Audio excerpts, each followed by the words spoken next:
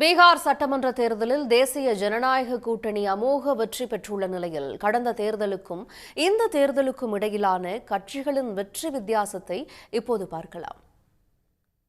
பீகார் சட்டமன்ற தேர்தலில் நிதிஷ்குமாரின் ஐக்கிய ஜனதா தளம், பாஜக உள்ளிட்ட கட்சிகள் அடங்கிய தேசிய ஜனநாயக கூட்டணி 202 தொகுதிகளில் அமோக வெற்றி பெற்று ஆட்சியை கைப்பற்றியுள்ளது. 2020 தேர்தலில் 115 தொகுதிகளில் போட்டியிட்டு 43 தொகுதிகளில் மட்டுமே வென்ற ஐக்கிய ஜனதா தளம் இம்முறை 101 தொகுதிகளில் போட்டியிட்டு 85 தொகுதிகளை கைப்பற்றியுள்ளது. கடந்த முறை 110 இடங்களில் போட்டியிட்டு 74 இடங்களை கைப்பற்றிய பாஜக தற்போது 101 தொகுதிகளில் போட்டியிட்டு 89 தொகுதிகளில் வென்றுள்ளது. 2020ஆம் ஆண்டு 134 தொகுதிகளில் தனித்து போட்டியிட்டு ஒரு இடத்தில் மட்டுமே வென்ற சிராக் பஸ்வானின் லோக் ஜனசக்தி கட்சி இப்போது தேசிய ஜனநாயக கூட்டணியில் 28 தொகுதிகளில் போட்டியிட்டு 19இல் வெற்றி பெற்றுள்ளது.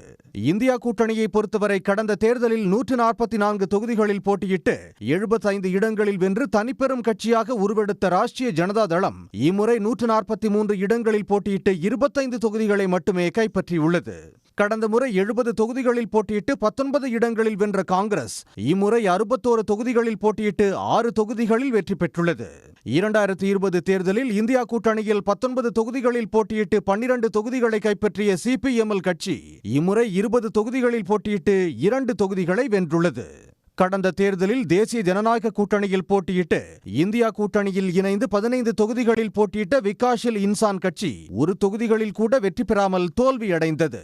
கடந்த முறை 5 தொகுதிகளில் வெற்றி பெற்ற ஒவைசியின் ஏஐஎம்ஐஎம் கட்சி இம்முறையும் 5 தொகுதிகளை தக்க வைத்துக் கொண்டது.